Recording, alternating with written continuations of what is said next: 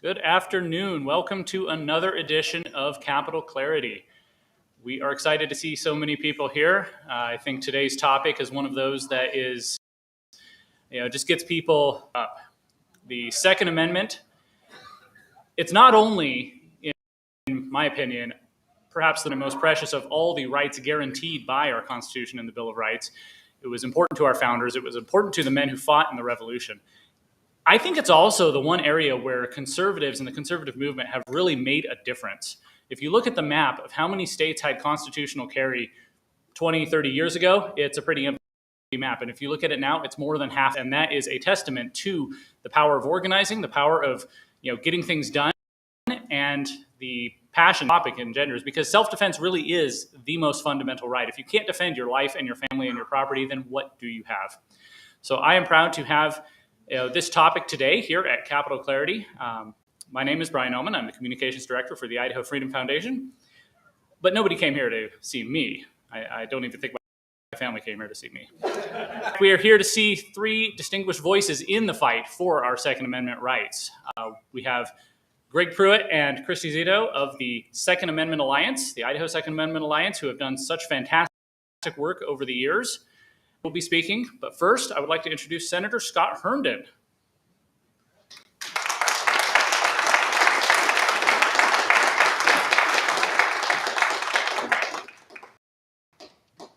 Hi, I'm Scott Herndon, and nobody came to see me either, and I have been maintaining a really low profile here at the Capitol since the session started. Just don't look at the Statesman or anything else, and you'll know that what I'm telling you is true.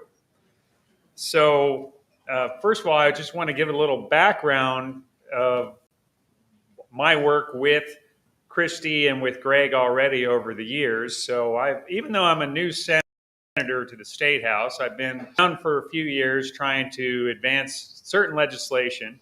And Greg and I partnered a few years ago in 2019 when the city of Sandpoint and the festival at Sandpoint, if you're not familiar, that's a public park in Sandpoint.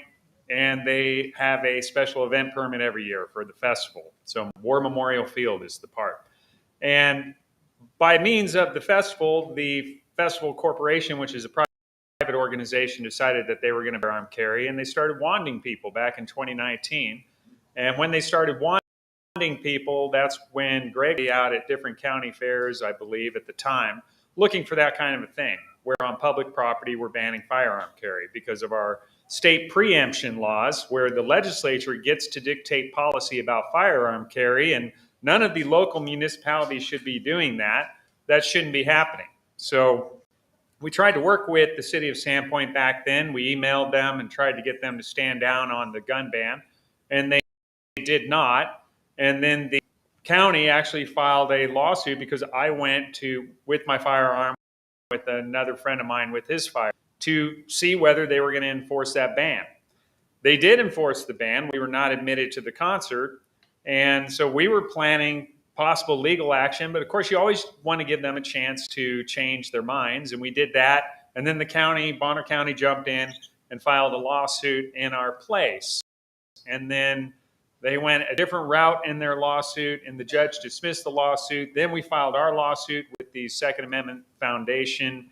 And that lawsuit was also summarily dismissed by the judge. And we have our hearing on February 6th at the Idaho Supreme Court. So that's coming up in less than 2 weeks. I didn't even look at the calendar of when that is. So that's how long Greg and I have been working together on firearm issues in the state. So now that brings us to this year, and I find myself in the Senate, and we are always looking for ways to advance Idaho and make sure that we're one of the leading states on defending your right to keep and bear arms. And that is an individual right.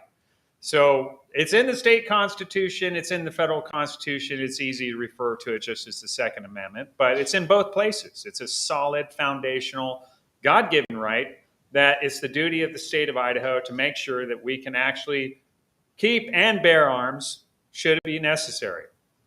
Over the last couple of years nationally, we've seen that as good as Idaho laws are, we've seen a couple of circumstances around the state nationally over the last couple of years with Mark McCloskey in St. Louis, Missouri. I'll kind of refresh you there. And I don't know every circumstance of that situation. This is what I always say. It doesn't really matter a person in the United States or in Missouri likes what Mark McCloskey did. The question is what should it be protected? Was it lawful behavior? So what Mark McCloskey did is he was in a private gated neighborhood.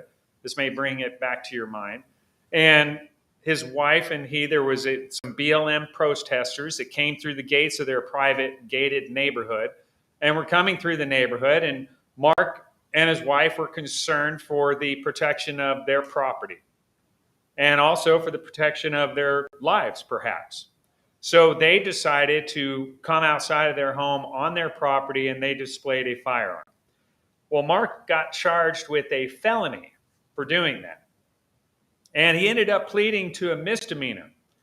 So he ended up with a criminal conviction out of that. And then we also saw the case of Kyle Rittenhouse. In his case, you've probably have all seen the videos. And the prosecution had access to those videos. And whether you agree or not that Kyle Rittenhouse should have been out that night doing what he was doing, I like to say that's not for us to determine. Each person has an individual right to keep and bear arms, to protect their neighbor, to protect themselves, to protect. These are fundamental rights. If you didn't have the right to protect property, you wouldn't have property rights. If you didn't have the right to protect your own life, there's no right to life. So this right that we have to keep and bear arms goes beyond the Constitution. As I said before, it's a God-given right. It's a fundamental human right. Kyle Rittenhouse found himself the subject of an aggressive prosecution. He was incarcerated, so he was deprived of liberty over a long period of time. It cost him a lot of money to defend himself in the courts. And in the end, he was found not guilty. And the reason is because the jury believed that he was exercising lawful self-defense.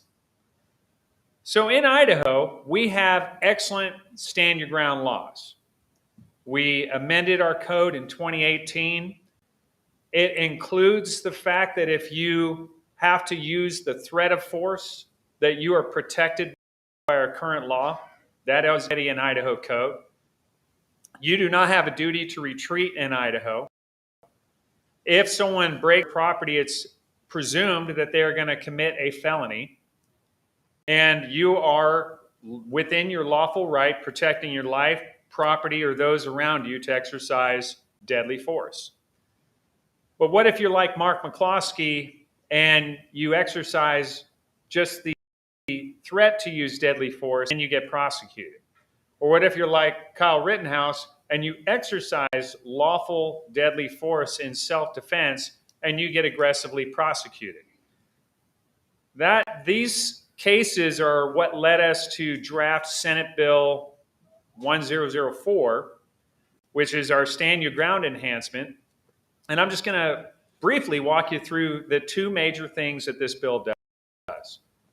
Okay, number one is, and I'll give you the language, a person who uses or threatens to use force as justified elsewhere in Idaho code, including our stand your ground laws that we amended and improved in 2018, is immune from any criminal prosecution for the use of such force or the threat of force.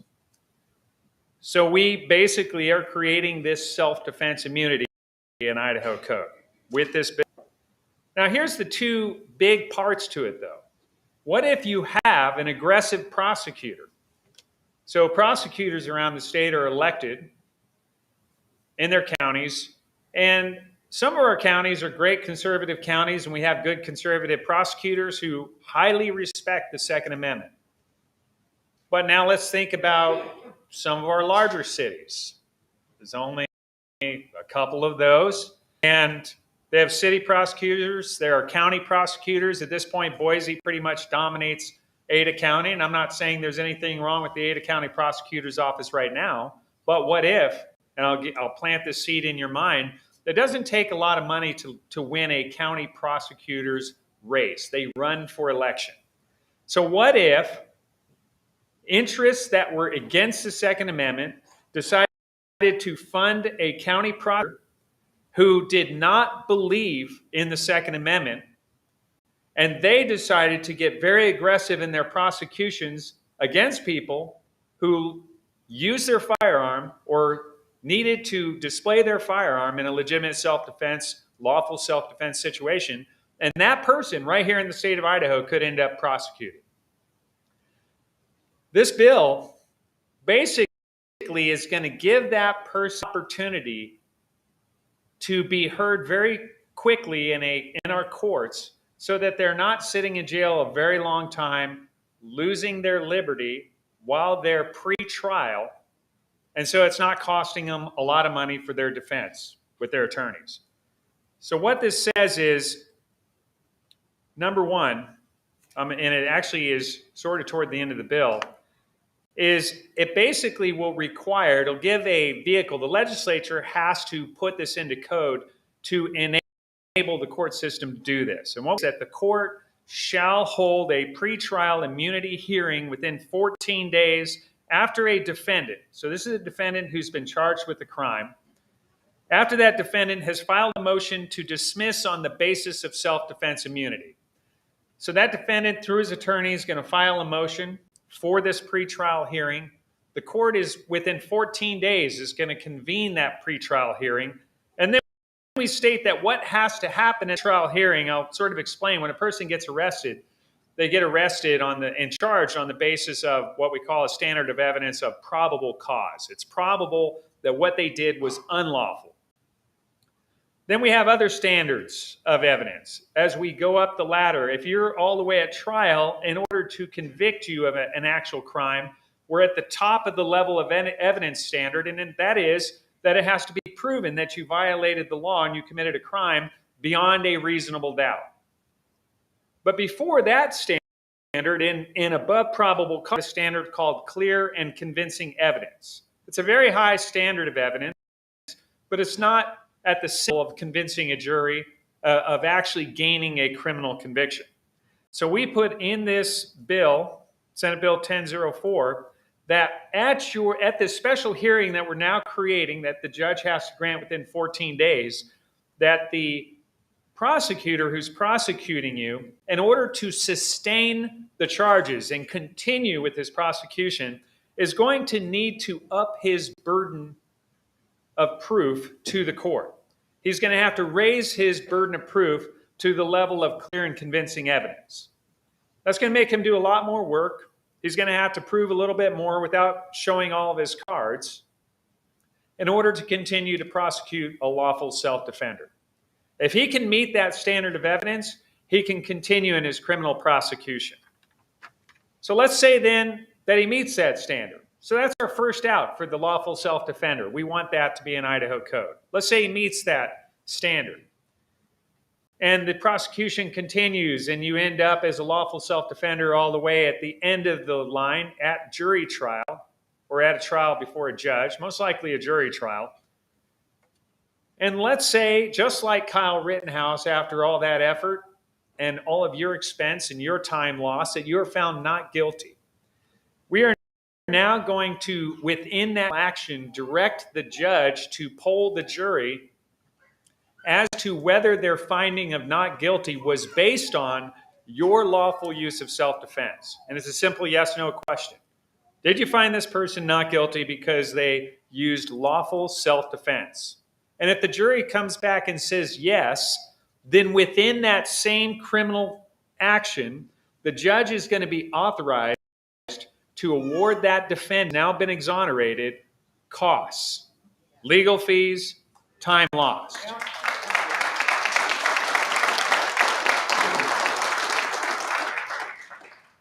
Now, of course, the benefit of that is you just picture your lawful self-defender. If this was not in place today, Kyle Rittenhouse lost a lot of time. It cost him a lot of money. What's his recourse at this point? He could file a suit that prosecutors have immunity. So he could file a suit, but what does he have to do in that case? He's got to go find a new set of attorneys that specialize in civil law, claim that either Idaho code or his civil rights were violated. And I told you that our action with the Festival of Sandpoint occurred in August of 2019. And here it is, February 2023, February 6th, in 2 weeks, and we're now getting to the Idaho Supreme Court.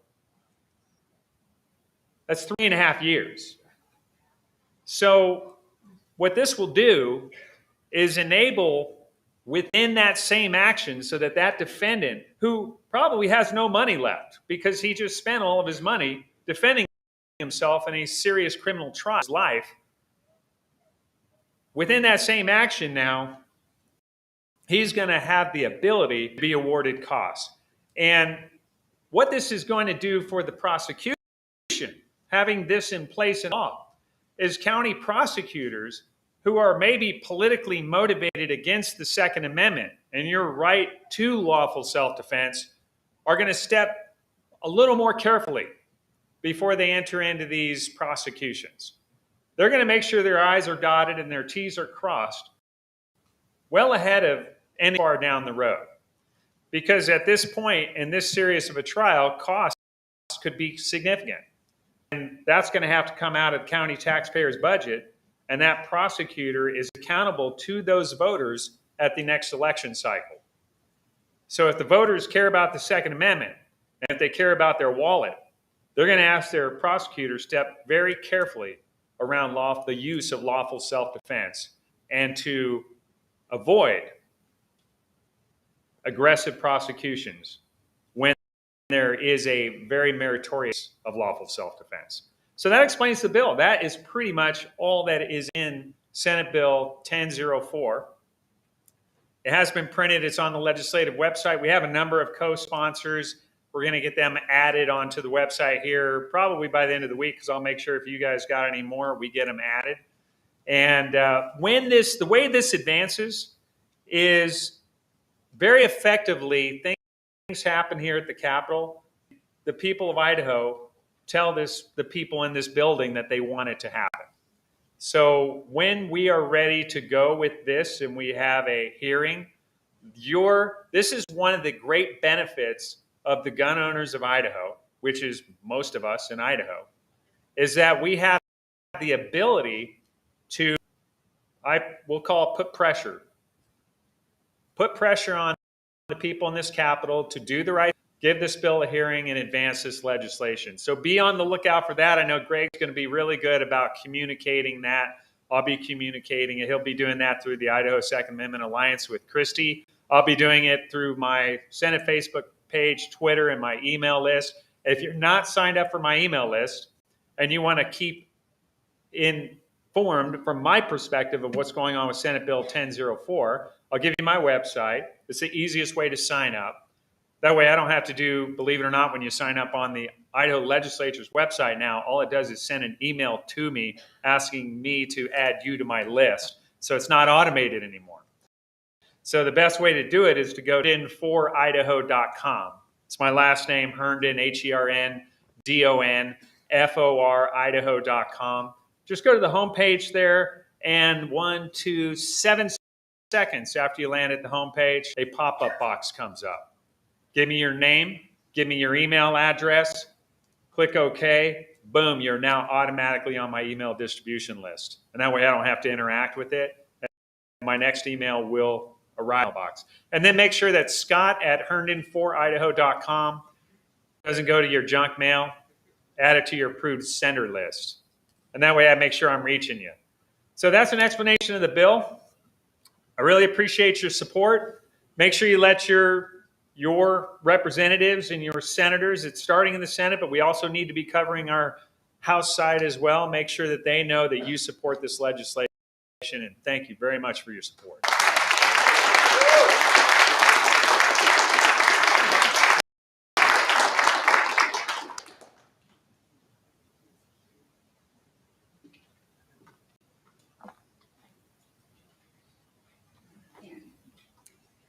Hi, just in case you don't know me, I am Christy Zito, and I work with the Idaho Second Amendment Alliance.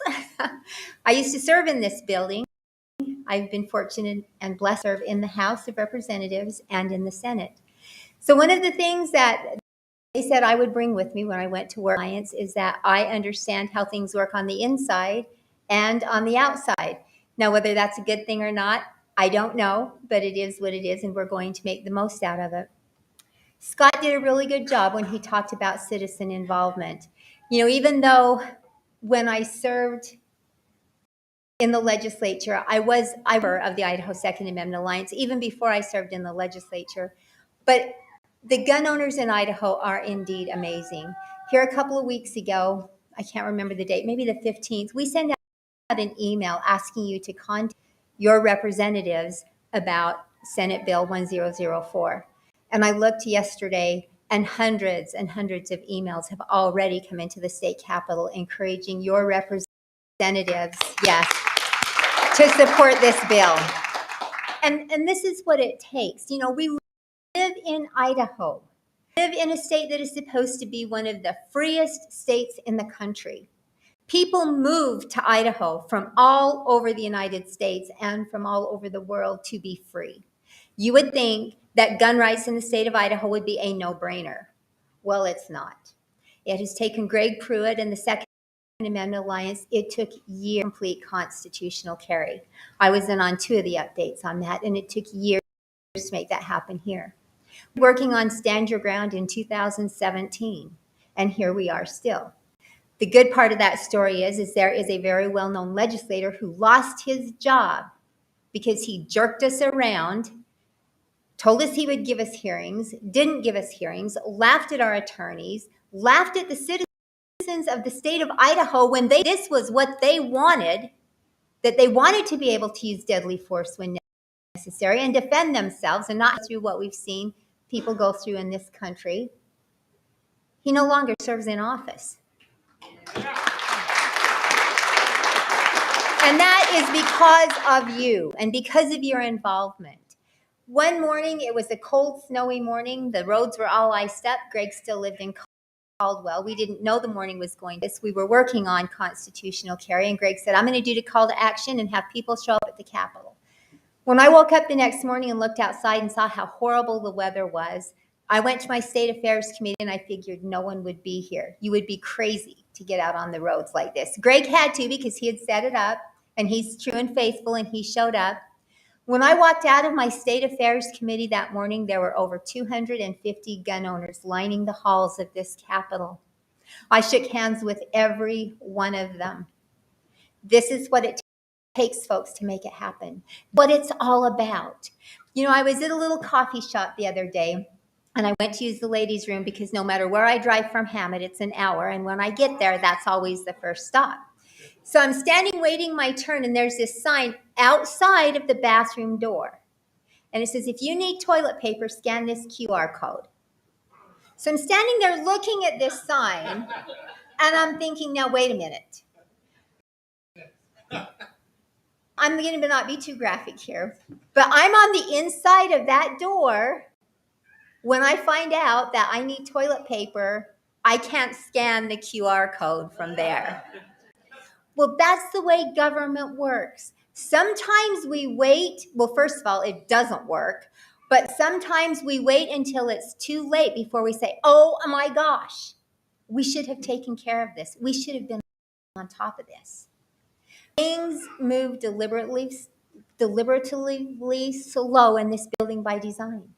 We don't want to make mistakes because every law that's passed has the effect on someone's life. Most laws that are passed will have a negative effect on someone's life somewhere. Unless we're repealing or ensuring a constitutional right, a God-given constitutional right, it will have an effect on someone somewhere. But your citizen engagement, when we SAPA in 2021, we hit a hard roadblock. We went to Capitol Clarity, we had meetings, we met with legislators, we did videos. Greg went around and talked to everybody about it. We made arrangements for our attorneys to come in and meet with legislators here in the Capitol, and we hit a total no. I mean, Joe Biden, freshly in office, threatening to take our guns away. Every Democrat candidate threatened to take away, threatened to infringe on our uninfringible right to keep and bear arms. The Idaho legislature said no. Until thousands of personal phone calls, emails, and text messages came into this building, legislators, and they knew that if they didn't bend to the will of the people on this one, they would be sitting in an office somewhere at their home beside the likes of Tom Lurch. It made a difference. The only political pressure that politicians understand is that they will not be reelected. And that's up to us. It's up to us to ensure that that's the way that ball bounces. And we are so blessed in Idaho because citizens are engaged. Citizens show up. When we put out a call to action, people take action. And that's the way it should be. And that's the way it has to be done. So I just want to thank you all. I want to thank you all so much, first of all, for giving me the opportunity to have served in this building. You know, it's such a great honor. I used to joke and I would say, you know, I'm married to Legislative District 23, but sometimes I feel more like I was the Legislative District 23 because that's how much I cared about the people that I represented and how I served. And I want to thank you now for putting your trust in me and in the Alliance and the work that we're trying to do here. And so Greg said we could answer some questions. I'm sure most of your questions you'll want to ask him. But if you have any questions for me, I would be happy to answer them right now. Okay, good. Thank you so much for being here today. I appreciate it. God bless.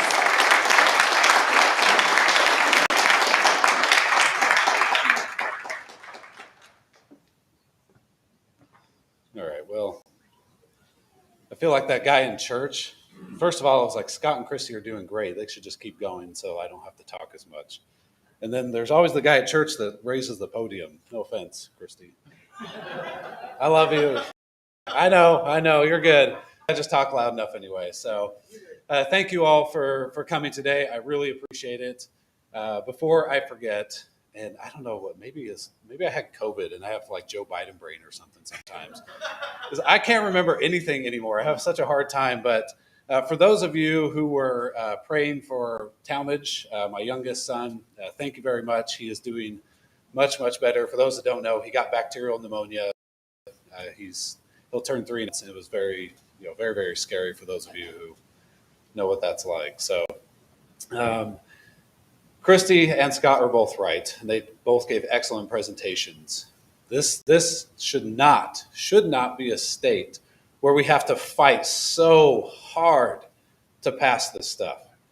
I was very naive in 2013, which was my first legislative session. When I came in, and at the time, and Brian talked about constitutional carry, at the time there were only 4 states that had it. If I remember correctly, it was Vermont, Alaska, Wyoming, and Arizona. I didn't forget everything, right? Those were the only 4 states. And when I started back then, I thought, well, this is an 80% Republican legislature. We'll come in, sweep this thing through, and I can go back to living a normal life, not having to do this. And clearly that didn't work, right? As Christy said, it took us 6 years to clean the whole thing up. In a Republican-led state, it still doesn't make any sense to me. People ask me, why do we have to fight so hard? I'm like, I don't know. I don't have an answer for you because, quite frankly, they're not as Republican as they say they are. I don't have another answer for you. Because if the shoe was on the other foot, i.e. California, Oregon, Washington, what they're doing to gun owners in those states, do you think they care? No, they don't care. So why do we care? Why do we just restoring the Second Amendment and pounding it into our enemies' faces? And if they want to leave the state, then go.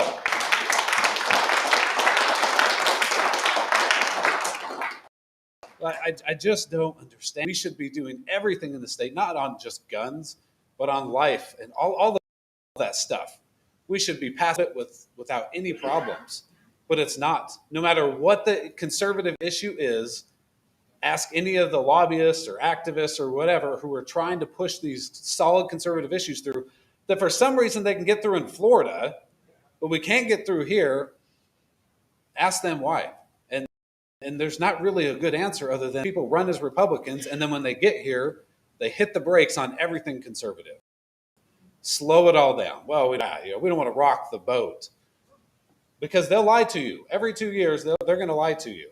They're going to go on the campaign trail, I'm the most conservative. I guarantee you, all of you know what I'm talking about. You got the stuff in the mail back in November and the 3 months prior to that. I'm a solid Republican conservative, right? I'm pro-gun, pro-life, and pro just everything. All of them say that. Literally every single Republican. Well, somebody's lying, okay? Because it's just simply not. But it's up to us to hold them accountable. But when you come here, when you come to the legislature, when you contact your guess what? This really just isn't the year to do that, Greg, or Dustin, or Brian, or whoever. It's not the year to do that. Let's do that in the election year. All right, fine. We'll wait till next year, right? And you wait till the election year. What? It's an election year. We can't really do that because I got to keep my job so I can go on the inside and fight for you. I'm serious. The litany of excuses these people have, it's long. It's really long. And you're like, well, wait a minute. The non-election year is not the year to do it. And the election year is not, there's only 2 years, right? We're not a state where, I've helped gun owners in Wisconsin. I went to Wisconsin for a year and a half and helped the gun group there. Their senators are every 4 years. Maybe there's an argument there for them to pull that. It doesn't work here. Every 2 years, we got to reelect these people. And by the way, for you new legislators, this is your time, okay? The people that have been here for a long time, they're going to try and tell you, look, just kind of get used to it the first few years. And then, when you get reelected, then you can kind of start doing more. No, you have 2 years. That's it. That's what you should plan on. You have 2 years to rock the hell out of this boat, okay?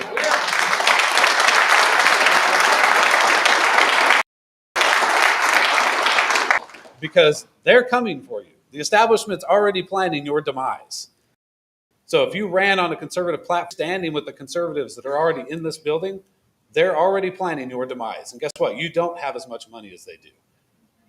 You don't have the benefit of all the lobbyist organizations that are going to be pumping tons of money into your campaign coffers. You've got your grassroots activists, and that's all you've got, which is fine.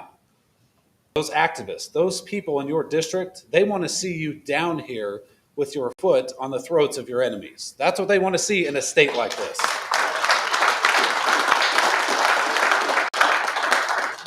And so there's no time to screw around.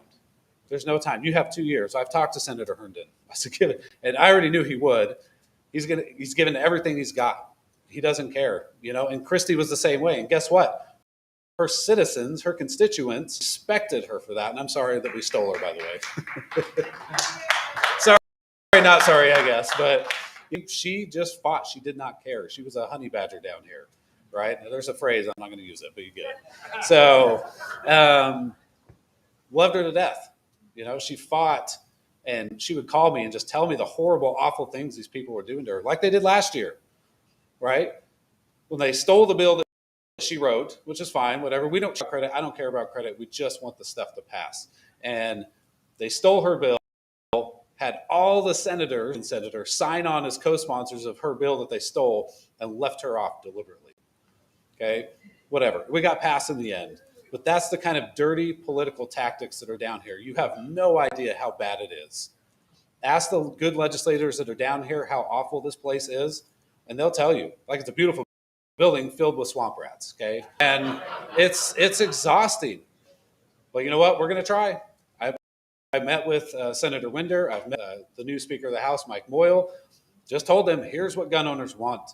We want this. We don't want, somebody asked me, well, has there been a Kyle Rittenhouse type situation? Well, first of all, I don't know. There could have been. Maybe just didn't get the national media coverage.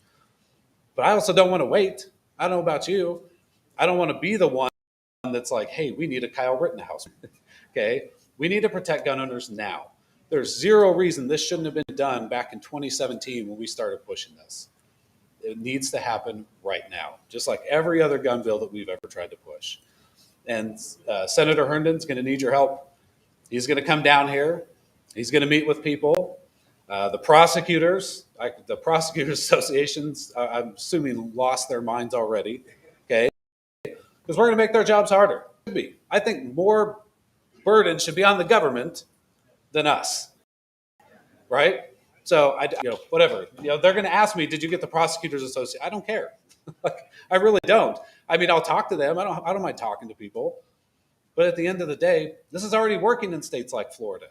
Are we not as good as Florida? We're better than Florida, or we should be. So why isn't this as good for us as it is for people in Florida and Missouri? The counties, by the way, the counties are going to lose their minds over the compensation, right? I don't care. I really don't. I mean, that's up to the taxpayers ultimately to decide, I guess. But Washington State has a compensation mechanism for people who act lawfully in self-defense. I know we're better than Washington State. All right. Now, the Florida may have a much better governor than we do, but Washington State's governor is a tyrant, just an absolute tyrant, and their AG.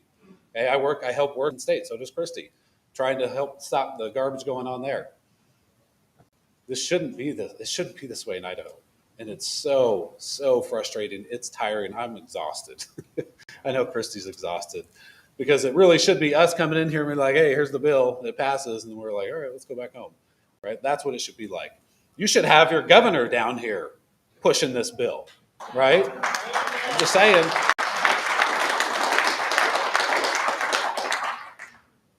Yes, sir. Question for you. I mean, it boils down to leadership, right? Yeah. Here. These are leaders going forward with this sort of thing.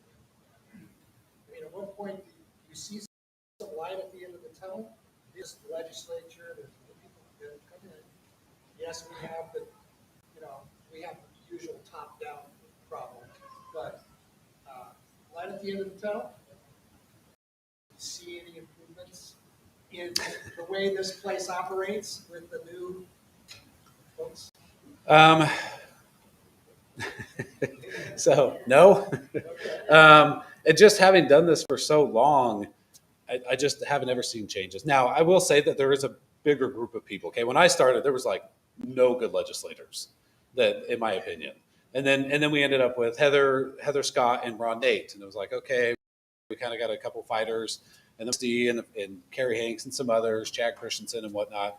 So we've kind of built up a larger coalition, but it's so hard. Again, it's every 2 years that we have to reelect people, and that makes it tough, especially on our people, because they don't have nearly the campaign coffers and stuff. And so I don't. And to be honest with you, my circle of trust in this place just shrinks every year.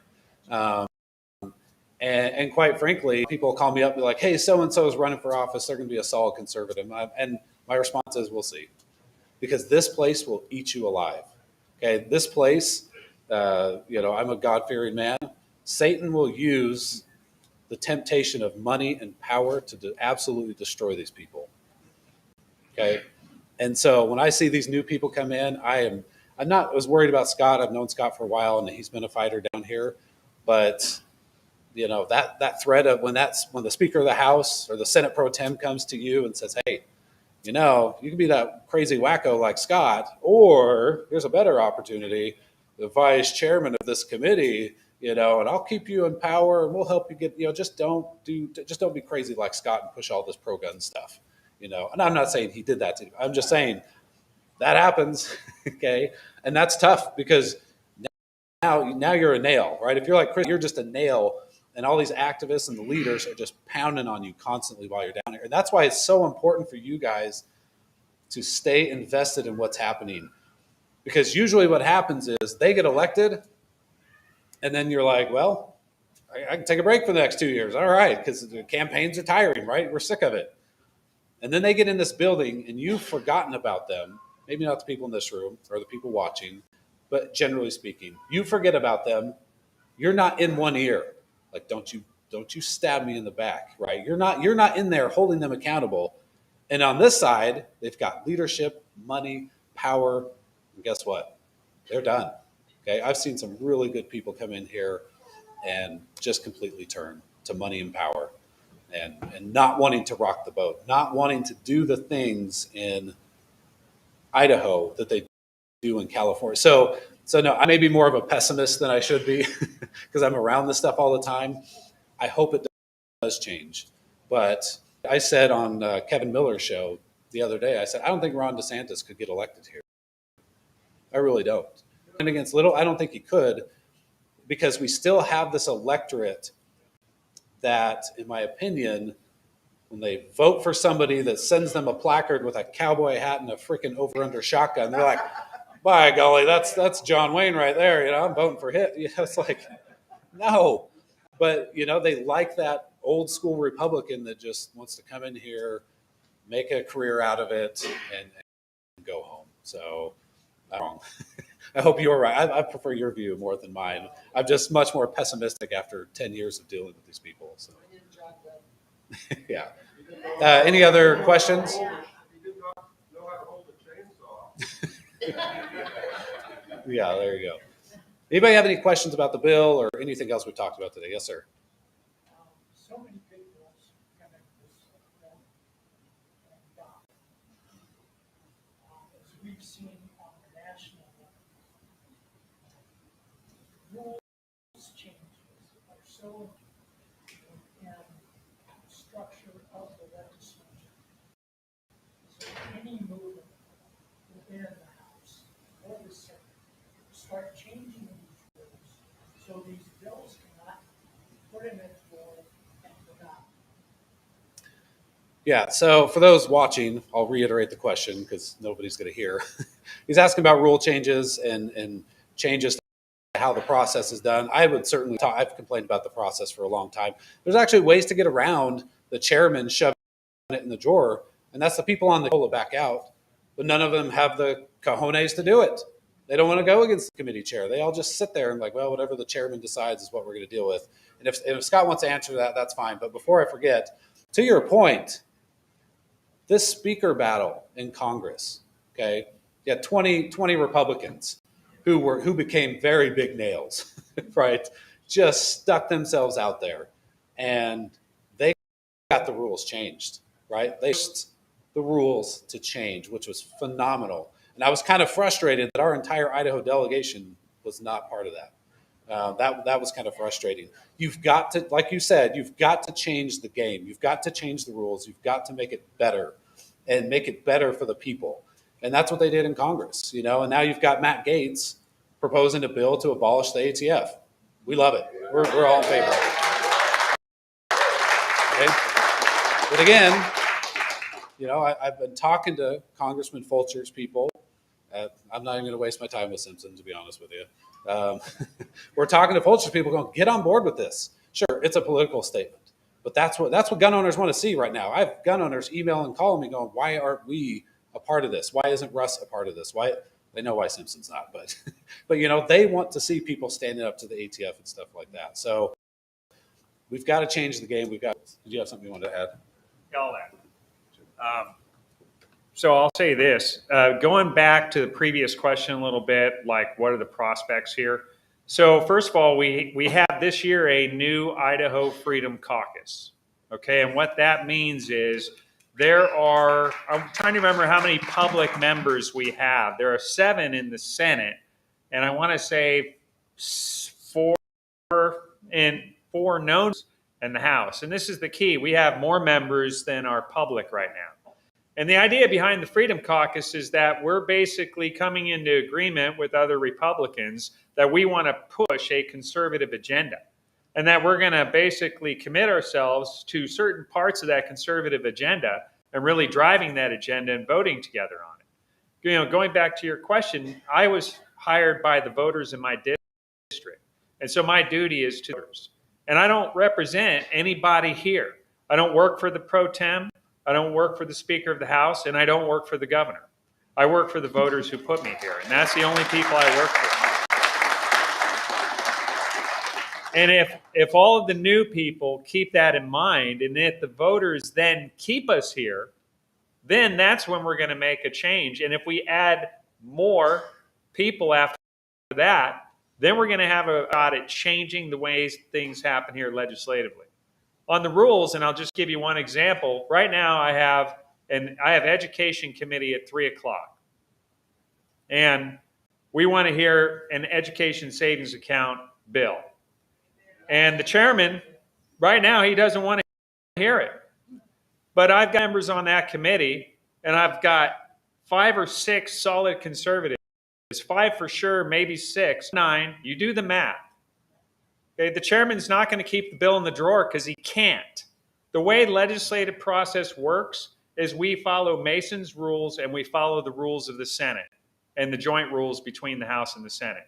And there's nothing that says in those rules that once a piece of legislation, RS, is possessed by the committee, it is the will of the committee that dominates the process. It's not the will of the chairman. The chairman is not there to exercise his will upon the committee. The basic job of a chairman, and I hope all the chairmen in this building learn this, is their job is to facilitate the will of the committee. And the reason that members of the committee want to hear certain bills, their legislation, is because the people in their districts want that legislation heard. And that's the only reason that member is bringing that bill. And it's the job of the legislature to hear the voice of the people. And if the legislature is put ideas in a drawer, then you have taxation without representation. And that is not the design of this system. And I'll just remind us that historically, Americans responded in a very particular way to taxation without representation. And we would like not to get to that point, but if it came down to it, we would. But hopefully we're going to have the political fight before we have the real fight.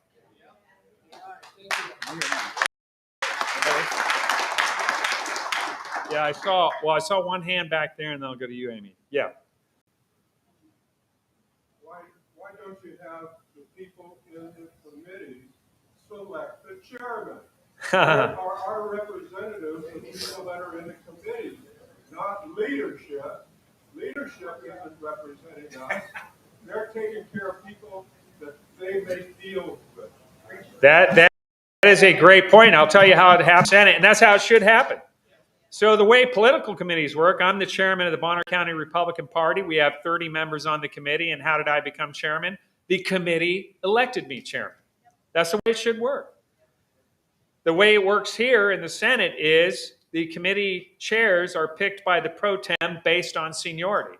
And he could skip over somebody and pick whomever he wants, which he did this year. So that's right now. But again, the way that changes is we get enough of the right people elected, keep them elected, which means you got to stay in tune with them while they're here, and then add more in the future. It's the bottom line until we have our people at the pro tem level.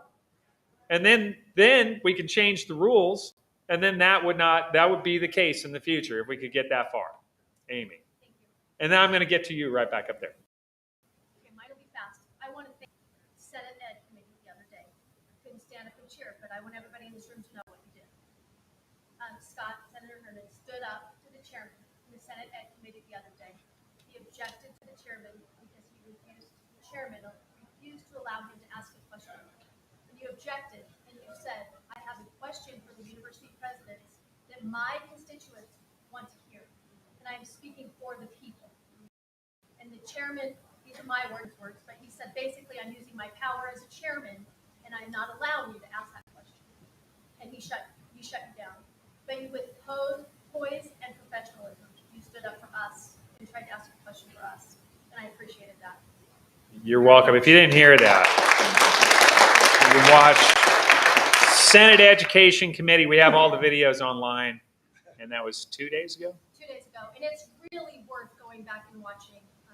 So why did I want to ask the Boise State University president and the University of Idaho president? We have 4 college presidents in the room. They're all the college presidents we have in the state. They're all state employees. They have lesbian, gay, bisexual, whatever it is, LGBTQA+, and gender identity on their websites, and they have programs that you are paying for with your taxpayer dollars. And I want to ask them, how is this advancing education in Idaho? We're funding this. How is this serving the mission of creating intelligent people in Idaho? And I was not allowed to ask the remainder of my question. But why was I asking that question? Because the people of Idaho want to know. Because we do not want our taxpayer money, our money, wasted on a leftist agenda. And that's the bottom line. Because that's going to corrupt our state. And when you talk about the fastest path to an anti-2A state, that's it right there. That's the gravy train, anti-2A. Go back to you. Sorry, don't get me fired up, all right? Let's go. Senator Herndon and Mr. Pruitt, thank you both for coming. I was actually very shocked to hear what Mr. Pruitt just said, that the member committee could actually call a print hearing on an RS. Is that what you said? Is that how you believe it should work, or how it currently does work? No, it does work that way. So if you want to keep watching Senate Education, I highly recommend you watch today's hearing if you want to see how that works. Okay? Perfect. That's great news. All right. Oh, the filthy reporter. Go ahead. Your hearing at the Supreme Court on the 6th of February. Are you looking to fill the courtroom? And in my comment, I rarely see Idahoans pressure the judiciary. I rarely see them pressure prosecutors. I rarely see them pressure judges. It is something that's definitely missing, is the pressure of sheriffs, prosecutors, judges. Are you looking to pressure that branch of the government by filling the courtroom and putting the pressure on those judges that seek re-election? So, to answer your question, I don't know. I actually had to go. I went to the Iowa Supreme Court last week just to see if I could even go in with all the new COVID crap and the protocols they've had in the past. I didn't even know if I was allowed to attend in person.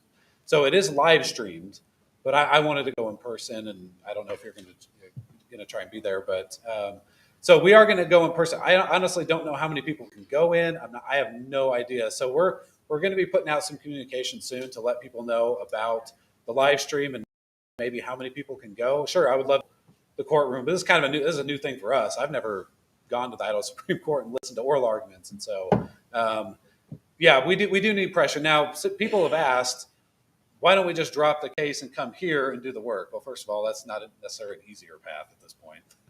But yeah, we that was one of the questions, and I said, and we talked with Scott and the Second Amendment Foundation attorneys and our attorneys and everybody else, and we said, we got to know where we know the battles over the U.S. Supreme Court. Nobody has any idea about the people here for the most part. We got to figure this. And a gun issue would be the perfect way to go. Where do these guys stand when it comes to Second Amendment issues? And you're going to find out really soon. Now, there were some recent opinions from the court with congressional maps and stuff that we were like, oh man, this is not looking good, because they came down on the wrong side of that, in my opinion. And then they came down on the right side of the abortion one. And that was Shock Brody, who's one of the justices who we were told was a far left extremist. She came down on the right. And we're just like, what here? So yes, we need gun owners to be paying attention, possibly fill up the room. But this is a huge, huge case with nationwide implication. Okay, it's not just Idaho. Everybody's going to be watching this case going, okay, well, if the justices come down on the wrong side, then apparently it's okay to just, the city of Boise just says, you know what, we'll have a private entity control all the public parks and just ban firearms. Nothing would stop them from doing that right now, other than in a couple weeks, these guys come down on the right side. One follow to that, Greg, is they ask for you to register. You have to register online, and then they give you a ticket. So they won't actually allow you admission. ISP will give you a ticket to go in. I went in there for the abortion hearing, and so you have to pre-register for that to make sure that you're going to be in attendance. They'll give you a ticket at the door. They'll ask if you're registered. So they won't actually, they don't sell them, but they will give you more tickets than are available. Okay, I didn't know that, so I guess I'm gonna say what the judiciary. If you didn't know, the judiciary is not a completely objective, unbiased body of people. I'm sorry to break that news to you. I'm going to give you the best evidence for that. Over the last 49 years, you had 16 of 20 Supreme Court justices appointed by Republicans that thought there was a constitutional right to kill a child. Oh, until magically last summer in June of 2022. I don't know if you knew this, but in June of 2020, the Supreme Court of the United States, so just talking about judicial body, you got 9 black-robed justices. And in June of 2020, they affirmed the Roe v. Wade decision. And then what changed between June of 2020 and June of 2022? One Supreme Court justice appointment. That was the only thing that changed. And then all of a sudden, after 49 years, oh, sorry, there was no right to abortion, 15th Amendment to the United States Constitution. What does that tell you? Well, I don't know if you knew, but in the Dobbs decision, one of the things that we did and actually several of our legislators here, I don't remember if you were one of them, we actually wrote amicus briefs. I was part of one. And we basically told them, you better do the right thing or we're going to start to ignore you.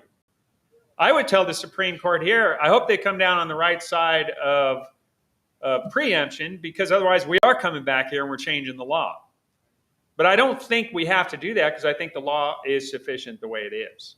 But yes, it matters that you make your voices known in every part of your culture, including to judges, and that you believe in the Second Amendment, the right to carry, and it is going to be interesting to find out, and that's sort of the reason we are going to the Supreme Court, is we want to see where this court stands on gun rights in Idaho. It's going to be fascinating to watch. If we were in Georgia, this case would have been over because Georgia's already decided the issue in our favor, but their laws are different. So we're going to see if we got the right laws on the books and if we have the right interpreters or the right kind of political thinking in their minds as to interpret our law correctly. All right, so Brian says we're on a hard stop. I'm happy to stay and answer, and I don't know about Scott and Christy, whatever, but thank you guys for coming today. We really appreciate it.